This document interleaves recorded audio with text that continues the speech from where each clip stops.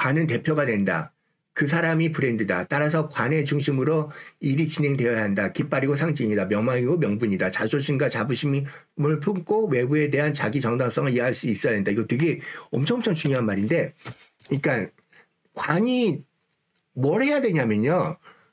그 환경의 대표자가 돼야 된다. 그러니까 내가 환경을 제일 잘하는 게 관이라고. 아, 여긴 지금 일할 때야, 전쟁할 때야, 뭐 할 때야, 이런 걸 다 안단 말이에요. 그러니까 전체적 분위기를 느끼는 사람이거든요. 그럼 관의 이야기를 우리가 따라가야 된다고요. 그래야지 그 환경하고 어울리는 사람이 되는 건데, 관이 없이, 관 없는 사람이 막 이끌고 가면, 지금 분위기가 뭔데 왜 저거 이상한 거 가지? 그러니까 분위기를 못 따라가.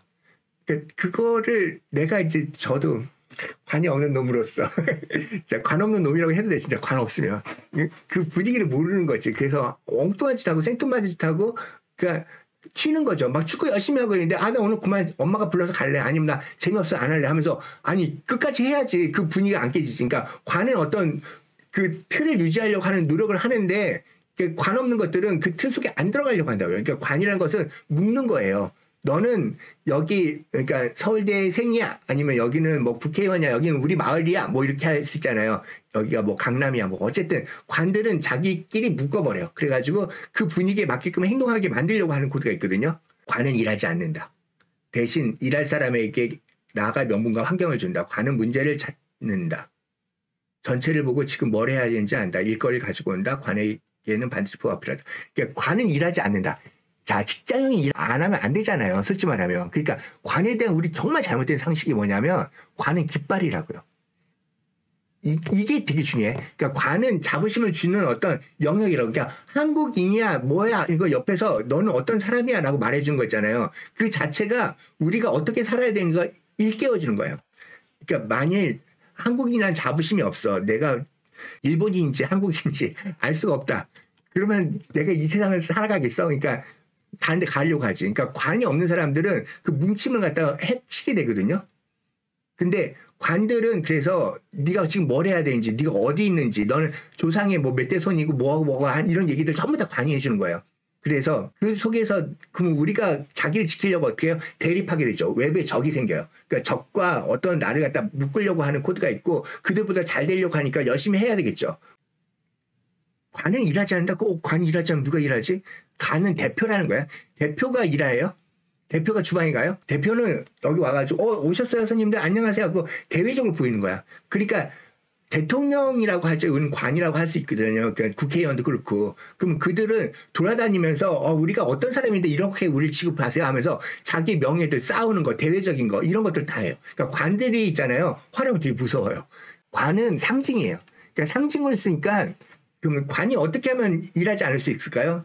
내 부하들을 사랑하면 돼요. 그러니까 사람들한테 밥 먹여주고 뭐 해주고 뭐 쏘고 이렇게 해가지고 얘가 일할 분위기를 만들어주는 거예요. 그러니까 관은 자부심, 자존심을 세워주는 거니까 그들한테 복지를 만들어주고 그들한테 공정성을 주고 타당함을 주고 이해할 수 있는 어떤 환경을 주는 거예요. 응원단 느낌이에요. 깃발 흔들면서 그러니까 군대가 있는데 깃발이 떨어졌어. 근데 그러면 전쟁하면 나요? 근데 깃발이 꼿꼿해. 그래서 깃발 든 사람 되게 중요해. 깃발 엄청 무거워. 그리고 그거 많이 들고 있을수록 정말 더 단단한 느낌이 든다고요. 우린 절대 안 쓰러질 거야. 이게 깃발이거든요. 그게 관이에요. 관은 버텨주는 힘이에요. 그러니까 관은 어떻게든 버티고 내가 그러니까 장군이고요. 그 다음에 그 밑에 있는 백성들이 병사들이 그 장군을 지키는 거예요. 그러니까 장군이 나가서 싸워버려가지고 죽어버리면 안 되잖아. 그러니까 관은 뒤에 있는 거예요. 그러니까 이런 식으로 해야 되는데 근데 뒤에서 가만히 있나? 현장에 있지. 그래서 싸우자 하면서 막 계속 북치고 장구치고 아니면 먹을 거 주고 지원해주고 이렇게 하는 거야. 관이 정말 잘 사는 방법은요. 딱 한 가지야. 밥 잘 사주는 거예요. 사람들 밥 잘 사주고 불침하는 거 잘 들어주면 돼요. 여기 너 힘든 게 있구나. 그러면 들어주면 사람들이 다 감명받아요. 그러니까 감명받게 하는 게 관이거든요. 그래서 관들은 사람들을 이렇게 전체적으로 보고 관리할 줄 아는 능력이 있어요. 이미 있어. 그러니까 관 있는 사람이 딱 두 가지 성질이 있거든요. 노예처럼 사는 관과 내가 주인으로 사는 관이 있어. 주인으로 사는 관은 항상 부하가 있는 거고요. 노예처럼 사는 관은 혼자 살아요. 다들. 혼자 사는 관은 노예구나. 그냥 그렇게 알면 딱 맞아요. 그냥 진짜 힘들어요. 그러니까 내가 부릴 사람이 한 명이 있어야 돼요. 처음에 여자들은 시집살이 하잖아요. 그러다가 자기가 이제 시어머니가 되면 시집살이 더 이상 안 하잖아요. 그게 관이에요. 그러니까 관은 시집살이 하다가 저기 시어머니가 되는 거. 그러니까 결국은 곡간열쇠를 내가 갖는 순간부터 내가 그때부터 진정한 관이 돼요. 그러니까 곡간열쇠를 안 가진 관, 권력이 없는 관, 나를 따르지 않는 그냥 매력이 없는 관, 이건 다 망한 관이라고요. 관이 잘 살려면 당신밖에 없어요라고 말하는 사람이 꼭 있어야 돼요, 없어야 돼요. 그 깃발을 소중히 여기는 사람이 있어야 돼요, 없어야 돼요. 있어야 돼요. 그리고 그것이 내가 잘못했던 안 했던 간에 당신은 영원한 나의 선택 사람이에요. 이렇게 해야 돼. 그러니까 더 이상 선택받지 말라고요. 그러니까 지금 나이가 한 40, 50 넘어갔는데 50 정도 됐는데 아직도 선택받으려고 남편한테 예쁘게 보여야지 하고 막 이렇게 되면 진짜 노예거든요. 그럼 망한 거야. 집 나와 제발. 거기서 있을 필요가 없어. 어디 가도 관은 사랑받아요. 아니 사랑받을 수밖에 없는 게 그들은 환경 속에서 내가 적응하려고 하는 마음이 있기 때문에 주변 분위기를 본다. 근데 편한 곳에서는 자기가 이미 선택받은 사람처럼 행동하려고 한다고. 불편한 곳에서는 선택받으려고 행동하고 편한 곳에서는 선택받은 것처럼 행동하려고 하니까 편한 곳이 있어야지 관은 살아간다고요. 그러니까 집에서는 관이 엉망일 수 있어. 얼마든지. 근데 밖에 나가면 관은 절대로 엉망이 되지 않아요. 관하고 비겁이 좀 비슷해요. 사실은. 비겁도 내가 대표가 되고 리더가 돼야 되거든요. 근데 관의 리더와 저기 비겁의 리더는 좀 달라요. 비겁은 내가 실력이 있어서 비겁이 리더가 돼요. 근데 관은 마음이 자애로워서 리더가 돼요. 그러니까 관이 옆에 있으니까 사람들이 열심히 일할 수 있어서 리더가 되는 거예요. 그러니까 관은 환경을 만들어주고요. 저기 비겁은 실력을 만들어줘요. 그러니까 실력이라는 걸 갖다 내 노하우를 전수해 줄 수 있는 게 비겁이고, 그 다음에 관은 분위기를 줘요. 환경을 주고 자부심을 줘요. 선택받지 못한 관은 폐기 처분된다. 그치? 칭찬받지 못할 건 잊지 마라. 반드시 자기 매력과 명분을 가지고 깃발을 세우자. 아까 말했지만 정말 있잖아요. 나를 인정하지 않는 건 잊지 말아요. 그냥 그게 부모든 남편이든 뭐든 다 상관없어. 그냥 나를 인정하지 않으면 잊지 마세요. 그러니까 관이 있다면 그 자존심을 세우세요. 안 그러면 관의 그 아름다움이 사라져요. 그 다음에 관끼리는 같이 있을 수 없다. 자신만의 작은 깃발을 갖자. 자신만의 팀을 만들 건 명령체가 존재해야 된다. 이게 중요한 게 관끼리는 같이 있을 수 없다. 이 말 되게 중요해요. 그러니까 남편도 관이고 나도 관이야. 그럼 망해. 왜냐하면 관이라는 건 자기 분위기가 있거든요. 그러니까 자기 분위기를 끌고 가야 돼. 그러니까 대표는 한 명만 있어야지. 대표가 2명 있으면 안 된다고요.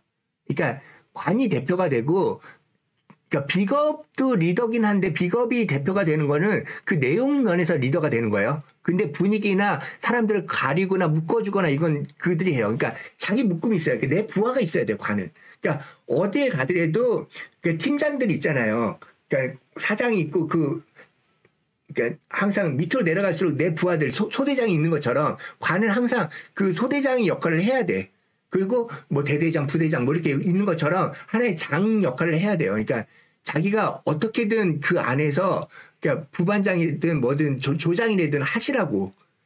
그리고 나한테 부하를 주세요. 그럼 걔를 부려가지고 내가 뭘 해올게요. 이렇게 하면 된다고. 그러니까 관은 일을 찾아야 되고, 관의 특징이 뭐냐면 외부 환경을 안다고 했잖아요. 문제점을 알아. 그러면 이 문제점을 갖다 해결하고 싶거든요. 근데 자기 능력이 안 돼. 그러니까 능력은 어떻게 보면 시켜서 하는 거예요.